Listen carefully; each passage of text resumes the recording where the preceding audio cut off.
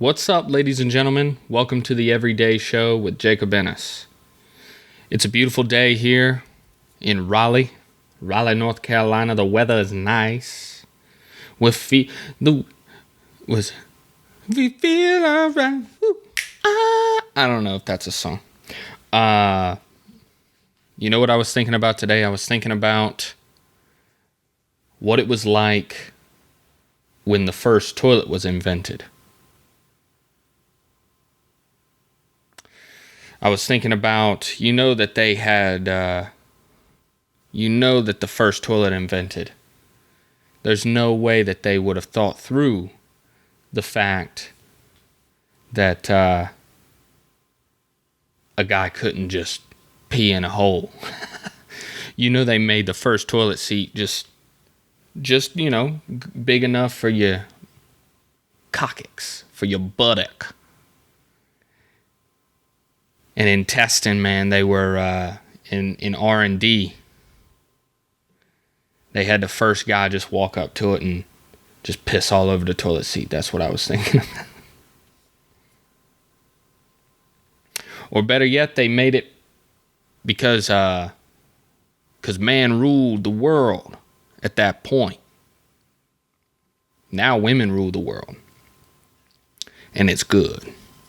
But men ruled the world at that point, and that they could have probably made the seat. Guys wouldn't have even thought about pooping. They wouldn't have even considered that an option. And so they just made a little reservoir for you to put your little urine in.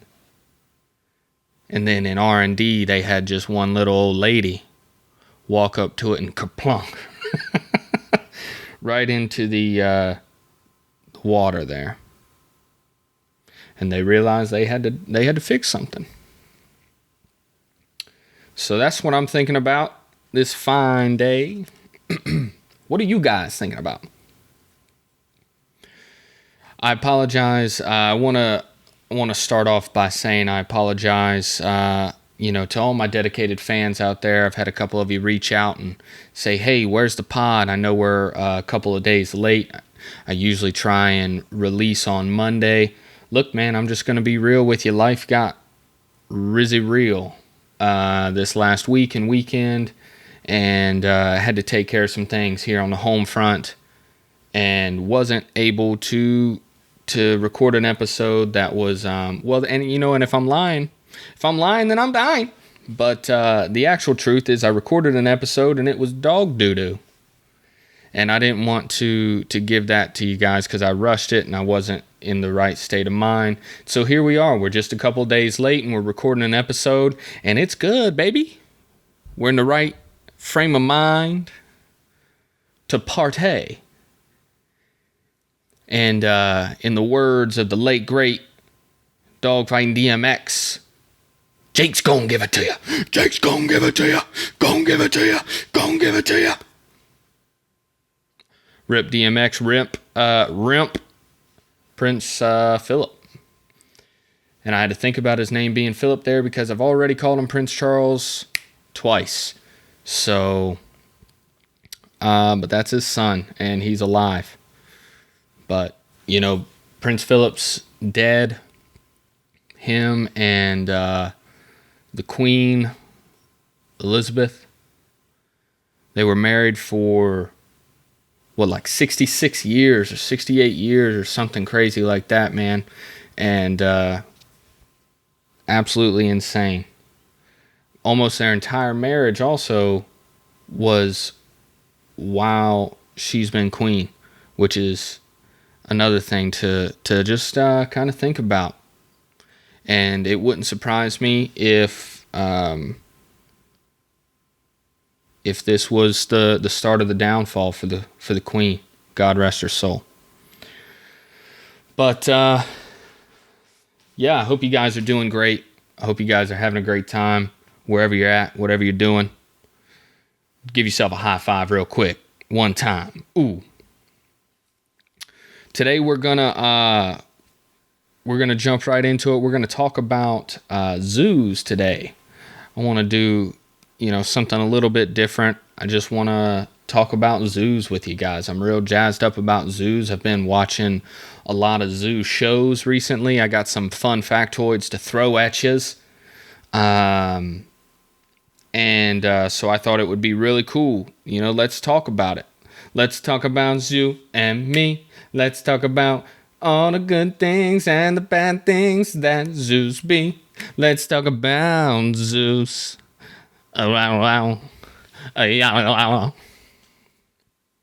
Let's talk about you and me. Let's talk about enemy. Man, that's a bop, huh? I think DMX sang that song. He didn't sing that song. But, so, zoos, man. How crazy are zoos? You ever just think about the history of zoos? Well, I did. And so that's what we got going on here. Let me give you, all right. So I just Googled zoo. And the first thing that popped up was from National Geographic. They seem like a credible source. Nat Geo. Let's see. This is grades 7 to 12 plus. We're 12 plus, baby. So we're good. It contains 13 images on this website. That's good information to know as well. We got a little girl here looking at a little fish in the aquarium. And I wonder if that little girl knows she's on the internet. And could be getting some royalties. We got a little deer. Looks like they called gearnucks. That's got to be deer in another language. I'm not sure. But they look, they kind of look like they're very tall, lanky, and frail. Not unlike Steven Tyler. So that's kind of what they're reminding me of right now. They kind of got his lips a little bit.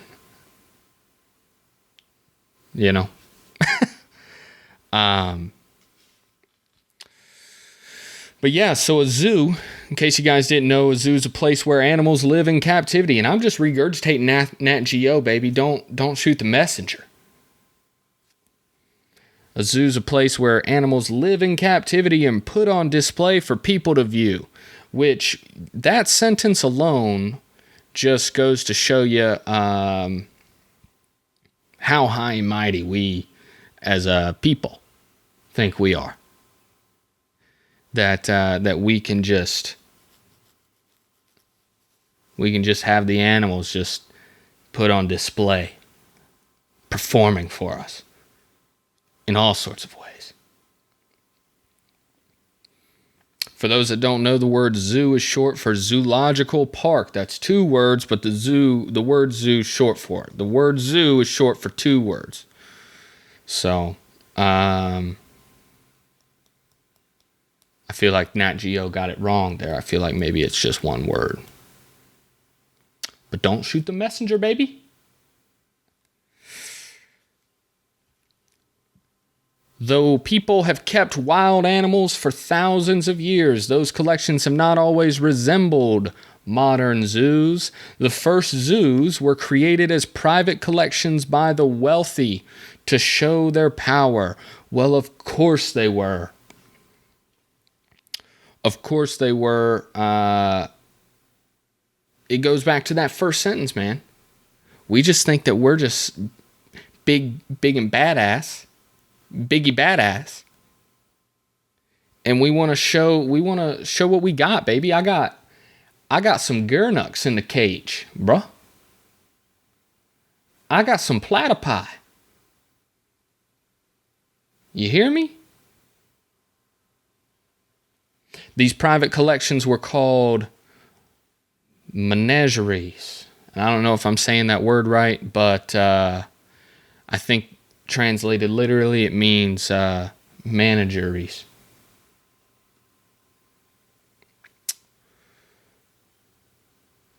A menagerie is a private collection of animals. So,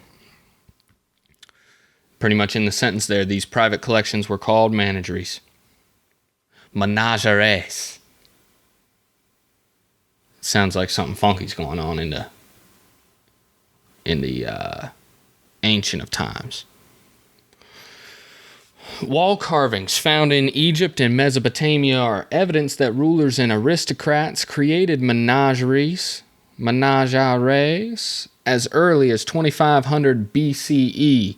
For those that don't know, BCE stands for before Christians existed. So you learn something new every day. They left records of expeditions to distant places to bring back exotic animals such as giraffes, elephants, bears, dolphins, and birds. I tell you what, what's up with Egypt and Mesopotamia and all them, and Bulgaria and Mesothelioma? What's up with all those wall carvings they had? They, I feel like there was just a better way. There was a better way to do that than just graffiti tag the whole environment. God's plan. But anyway, who am I? I'm just a guy. I'm just a guy on an everyday show, baby. Ooh, plug. There's evidence that ancient zoo owners hired animal handlers to make sure their animals thrived and reproduced. That's the key. Reproduction, baby. I'm not sure that, I really am not convinced, all jokes aside, I'm not convinced that the early zoos, that they were really concerned about animals thriving. I bet they were out pretty badly mistreated, actually, which is really sad. And that's no joking matter.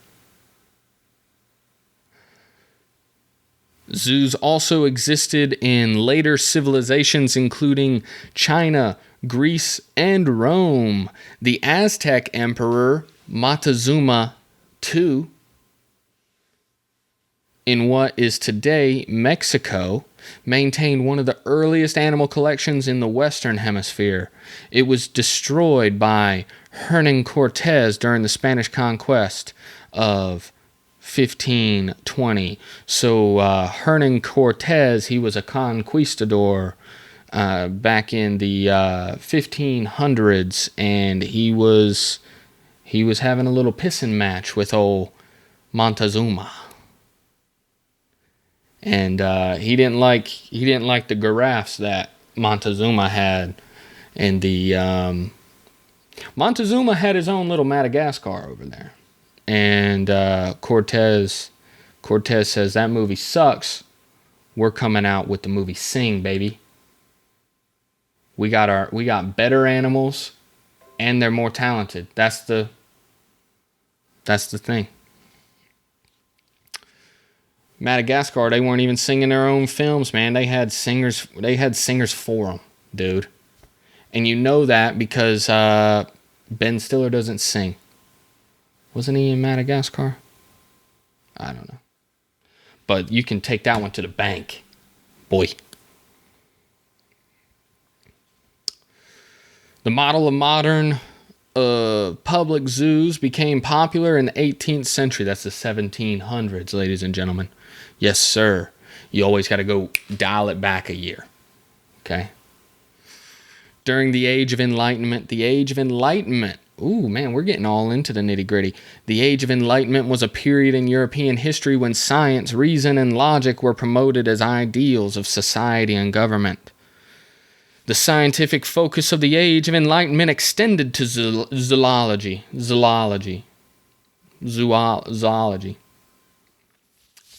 The Age of Enlightenment, that's when the whites really got smug, you see, and they started thinking they was better than everybody, and that's when a lot of problems came about. A lot of problems that we have to deal with, and had to deal with and have to deal with. During this time, people started wanting to study animals for scientific reasons. Wow. Scientists wanted to research animal behavior and anatomy. Bunch of creeper scientists. Let me look at that little bird pee-pee. That pee-pee and TT. To do this, scientists and zookeepers had to keep animals in places that were close to or resembled the animals' natural habitats. All right. So that's when we really started creating some grassy knolls for these people of animals. The first modern zoo, built in 1793, opened in Paris, France. Francais? The menageries of French aristocrats. I sounded so freaking redneck right there. I sounded like a honky right there. The menageries of French aristocrats, including the king and queen, were taken by leaders of the French Revolution. That's, don't quote me on it, but I'm pretty sure that's Neapolitan time. And relocated to the Ménagerie du Jardin des Plantes. That's too long of a name. Ménagerie des Jardin des Plantes. I don't know why I'm from Spain when I'm reading a French name. Am I right? The Ménagerie du Jardin des Plantes. That's what the, you know what so my girlfriend, she's big into Spanish telenovelas. And she watches them on Netflix. They're all over Netflix. She doesn't know a lick of Spanish in her life. She don't know a Spanish in her life. And she certainly don't know no Spaniards. But she loves them telenovelas, baby. They're just Spanish soap operas. And I was watching this one, and they don't pronounce the C's. Any word that has a sound to it, they have a little lisp, and it's just like a little tongue, like a slither of snake. So the guy, his name was Javier, and he would call out to his lover, Alicia, Alicia, Alicia, vámonos, Alicia, vámonos, Alicia.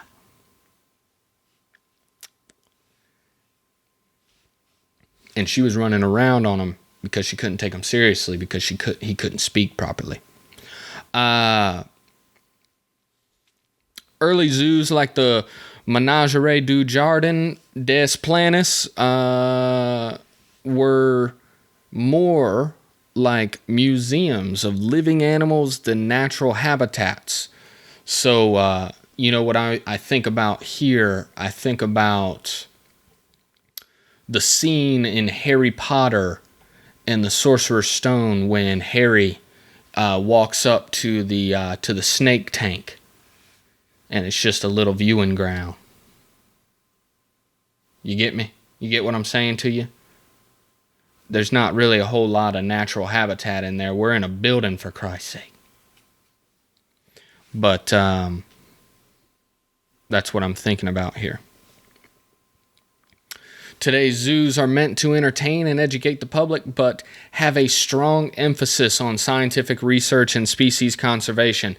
I don't think that this was always the case, but I do think that today, shout out to all of the zoologists out there, man, and all the people, the zookeepers and stuff, man, because I think they really care about these animals, and I think they really develop a bond with these animals, and they love them, which is really, really cool to see, man. Animals are cool, and they should be treated carefully, and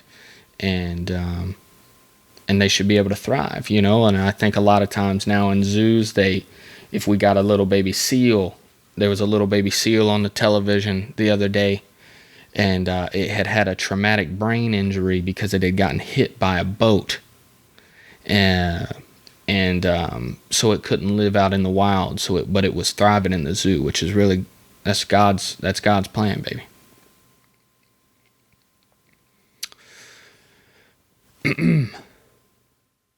Animals were kept in small display areas with as many species as space would allow. Wow, man. So, yeah, I think I went back. I screwed up on my paragraphs here. Reading's still tough. But I backed up. That was back when with Harry Potter. And they were just on display, museums. They weren't giving a shit. But now we fast forward to today, and now there's a strong emphasis on scientific research. That's on me. That's poor reading. That's poor readership. There's a trend towards giving animals more space and recreating natural habitats. Zoos are usually regulated and inspected by the government. Well, we can trust them then. Anyway. Man, we got lots of different types of zoos. We got big ones. We got small ones. Lots of other types also. Petting ones. Those are good ones. But anyway, man, that's look. That's enough about the history of zoos. Okay, look. I hope you learned something about zoos and zoology. If you ain't been to a zoo, get to a zoo, sucker. Learn something. Take a look at that ocelot. And you'll learn an ocelot. Oh, couldn't help myself. I wanted to. I tried to stomp it, but I couldn't.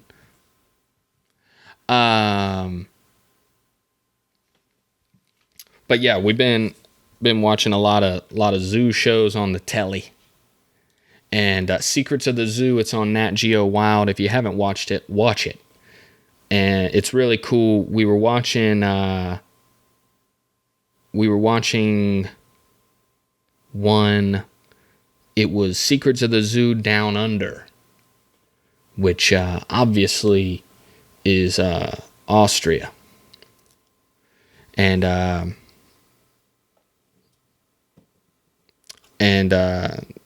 how many little kids get Austria and Australia mixed up, man? Why couldn't we just pick different names? Because they're two totally different places.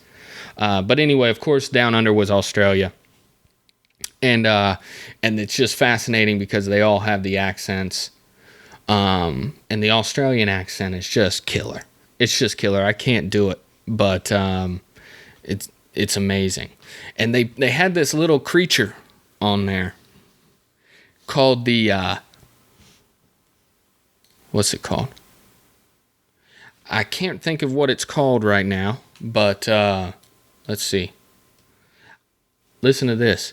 But they had this little creature, and it was like a little dude. Okay? Wasn't big as anything.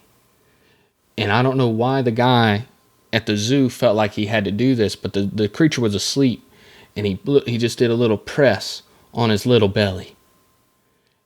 And his little penis just pops out of his belly. Okay? On national television. And I want you to know that penis has 4 heads. What? It was a freaking trident just shooting out of that little baby. Let me see what it is. Animal with 4 penises. Yes! The echidna. The echidna has a 4-headed penis. 4-headed penis. 4-headed penises, which is too many penises. You don't need 4 of them. Let's see. Let's diggle into this one. So the echidnas, man, they look like porcupines. So they apparently, according to this website here, they are cousins of the duck-billed platypus, which is already probably the weirdest animal in the world. I thought before I met this echidna.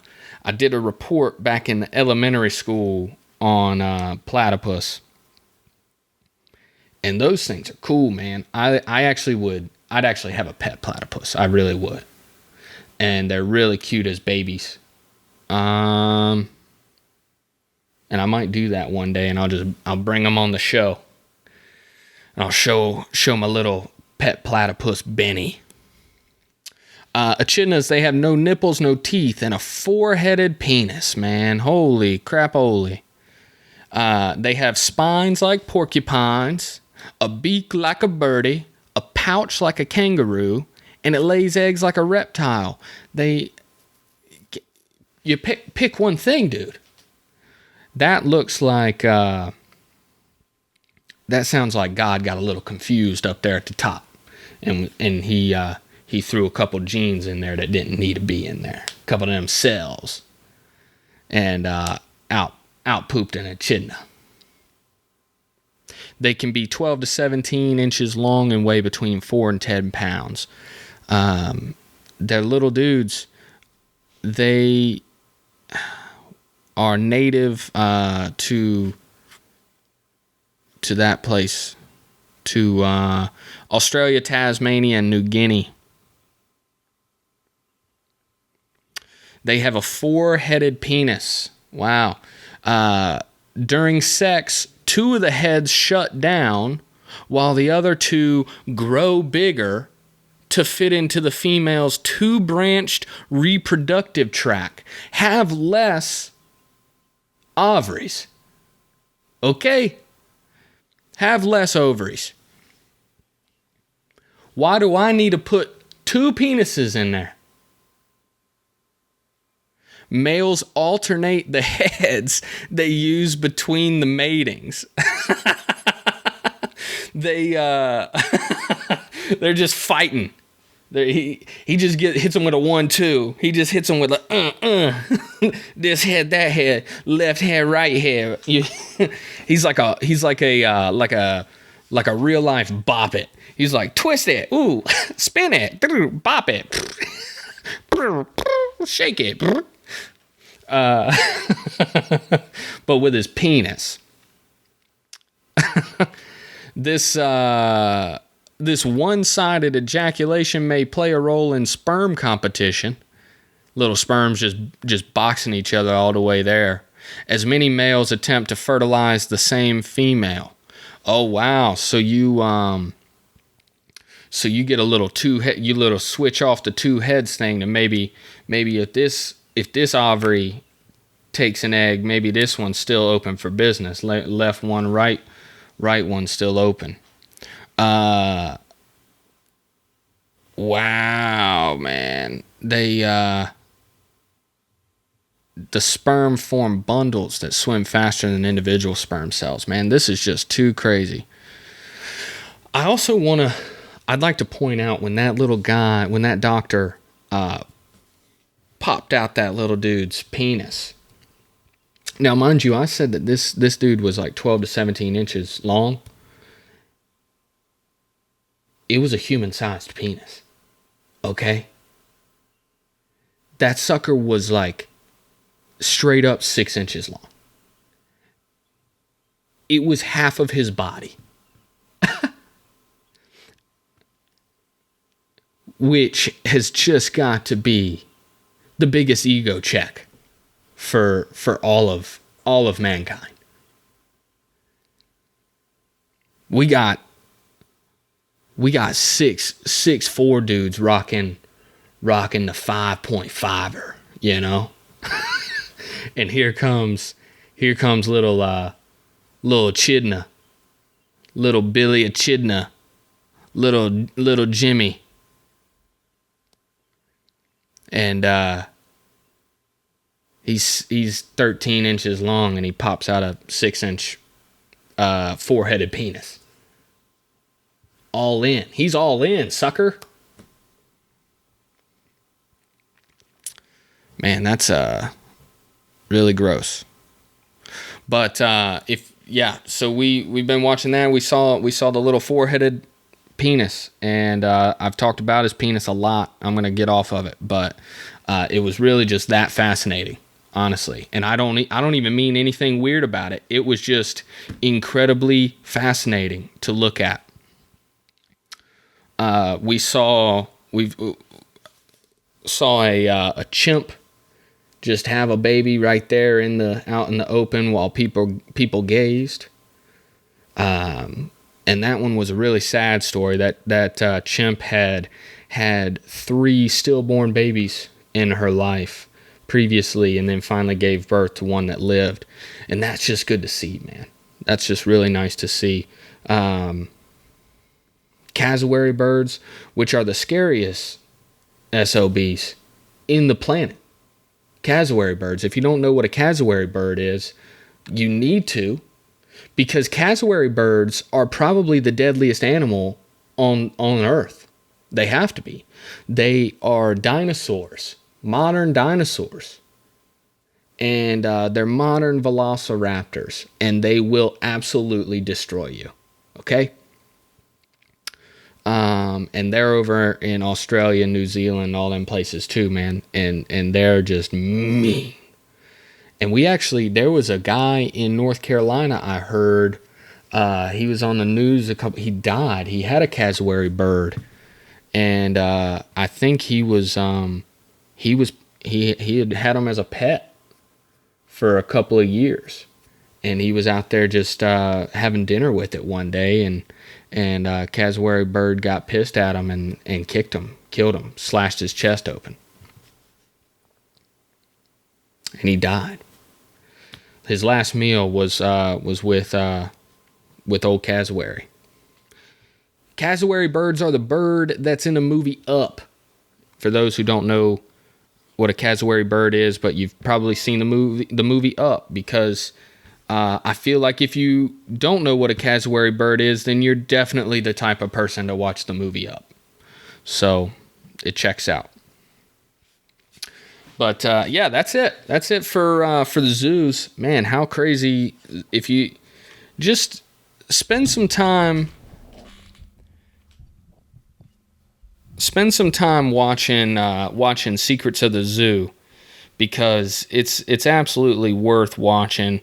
I've learned so many things about snakes and things like that. The pythons, when they're eating the food, because it takes them so long to get it into their mouth, they actually can pull their windpipe out underneath of their food, and so their windpipe is exposed, and they can breathe while they eat, because it takes them like 10-15 minutes to get a whole hog in them. I've gotten a whole hog in me in 5. I don't know what's taking this one so long, but anyway, I hope you guys enjoyed the lesson on zoos. I want to and that little segment thing that we did there, that was pretty fun for me. I enjoyed it. Let me know if you guys enjoyed it. Let's see, what else? I had a dream 2 nights ago that was absolutely crazy. It's one of the weirder dreams that I've had that I can remember. I don't have a lot of dreams, and sometimes when I do have the dreams, it's like one of those situations where you have the dream, you wake up and you were dreaming, but you can't quite remember what you were dreaming about. Well, the other night I had a dream, and I remembered the dream. And I'm going to tell you about it. I was in Oxford, North Carolina, which is a really bizarre place for me to be, because I never go to Oxford, North Carolina. I know I have a friend in Oxford, but there's not a whole lot going on there. It's a little small town, but I was there, but it wasn't actually really Oxford, because really some other country was right next to Oxford, which is not how the maps work. Geographically. I've never studied topography, but I feel like I feel pretty confident in saying that there's not another country next to Oxford, North Carolina. But in this dream there was, and I had never been to that country, and I was trying to get to a place in the country, and I'm pulling up the Google Maps, and I'm looking, and I figure out I got to take a right on Route 7 and a left on this road, and then I'm right there. And so I start driving, and I get into the other country, and everything's different. All the road signs are different. All of the words, like it's a different language. The stoplights are in a different spot. I don't know what the heck, but I see a sign. It says 7. It's the number 7, and it's going to the right. And I'm like, all right. So I make a right, and I start going, and I come up on a toll road. And I go over into the far right toll, and I'm gonna stop and ask this lady at the toll booth, what's what? All right, make sure I'm going on the beaten path. And so I pull up, and this lady, I realize, I know in my dream, I know that I have to speak this other language, but I'm kind of freaking out because I don't really speak this other language. It was almost like I was speaking like Spanglish, but the language was German, or Deutsch. Yeah. So I pull up, and I basically ask her, where am I going? And I'm like, is it, the road like up here to the right, and then I got to make an immediate left, right? That's right. And she goes, where are you going? I tell her, which I don't remember where I was going, but and she goes, oh, pull up, because I'm just in the middle of I've stopped. I'm just blocking this toll booth right here. She's like, pull up off to the side of the road. We'll chat. And so we're chatting, and she's like, here, follow me. I'll take you where you need to go. And so we start driving, and I'm following. And I look over to the side, and I flag her down, because I gotta stop. I gotta pull over, because I see somebody that I know.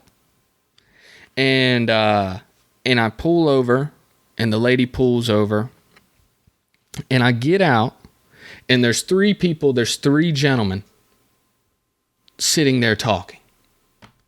There's a white man. There's 2 white men and a black man, and that's only important for what I'm about to tell you. It'll all make sense. I'll bring it around full circle. Okay? Why that's important. But they're all just talking, and they're having a good time. They're older gentlemen. They're probably in their 60s. Okay? 60s or 70s. And I recognize I recognize right away the two white gentlemen. And but right now in my dream, after my dream, I can't remember who it was, and I feel like I made this up, this person up, just because of the next thing I'm about to tell you. So bear with me. But I know the one gentleman is Kenneth Copeland, which is so bizarre, because I have no dealings with Kenneth Copeland. If you don't know who Kenneth Copeland is he's a mega preacher. He's a mega preacher. I don't even know. I think he has a church out in Texas or something like that. But he's like a mega Pentecostal preacher, Pentecostal man. And I I have not had any dealings with Kenneth Copeland since I haven't heard that name since I was probably 9 years old, maybe. Okay, but I recognize that that's Kenneth Copeland, and then I'm thinking that the other white gentleman is Andy Griffith. Okay, and I've never been a huge Andy Griffith fan. Like, he's fine, like totally cool, whatever. I'm totally neutral on Andy Griffith.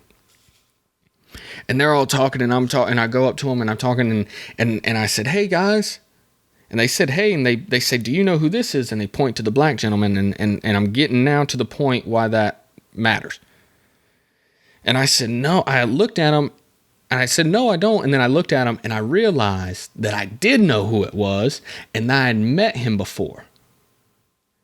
And I looked at this black gentleman, and I said, "You are Barney Fife." And he smiled, they all smiled, and they were like, "Yeah."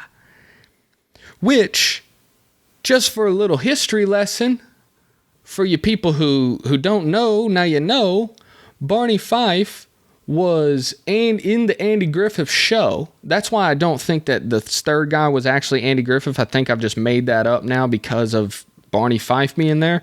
But anyway, Barney Fife was in the Andy Griffith show. He was he was another like sheriff deputy or police officer or whatever the heck he was, constable or whatever. And but Barney Fife in the show was a white guy. But in my dream, Barney Fife is a black gentleman, which is very woke of me, I'd say. However, so here's the crazy thing. So I said, "You're Barney Fife." And then in my dream that I was having, I start telling Barney Fife, "I've actually met you before." And I start telling Barney Fife how I met him. And the story that I'm telling Barney about how I met him was recalling another dream that I had years ago, where I met black Barney Fife in Oxford, North Carolina. My dad, in that dream, my dad and I were driving in Oxford, North Carolina. I don't know what the deal is with Oxford. And he knew Barney. And we stopped, and it was like one of those, like, they were old pals from high school. And then they were, "Hey, son, I'd like you to meet my buddy Barney." And he's like, "Hey," and Barney Fife's like, "Hey, son, how are you?" And I met Barney Fife in an old dream in Oxford, and he was black in that dream as well, which is not historically accurate. And then in my dream that I just had, Barney remembered meeting me while I was telling him about meeting him with my dad in Oxford, which was cool as neat as grits, baby. And so we all got together, the four of us, and had the lady take a picture of us, all just cheesing. Me, Andy Griffith, Black Barney Fife, and Kenneth Copeland, just cheesing. And then I woke up.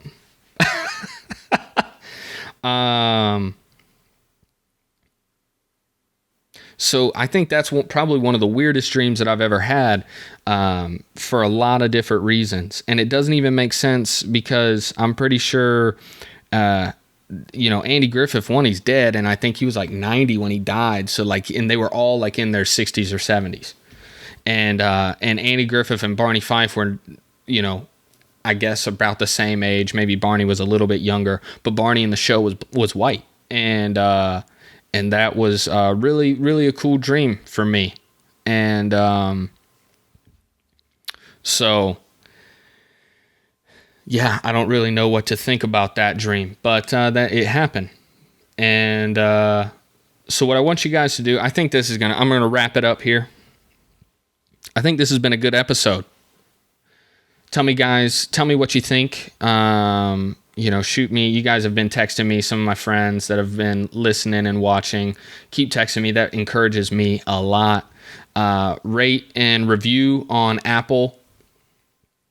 If you watch the show on YouTube, like, comment, subscribe, and because that helps with the algorithm, and if you just comment feedback and stuff, it helps encourage me, and I just like to hear what you guys think. DM me on Instagram, at the Everyday Show Pod, if you have any suggestions about the show, any feedback or whatever. I really appreciate you guys watching and listening. Follow me on TikTok at Jacob Ennis _. Thank you guys. Like I said, I think this has been a good episode. If you like this episode, if you kind of like how this episode went, let me know. Give me some feedback. This was a little bit different. We talked about, we had like a little subject matter going on, and we talked about zoos. We learned about zoos today. And then I told you a weird ass dream. So, thank you all for watching and listening. I hope you guys have a great day wherever you are, and I'll catch you guys later.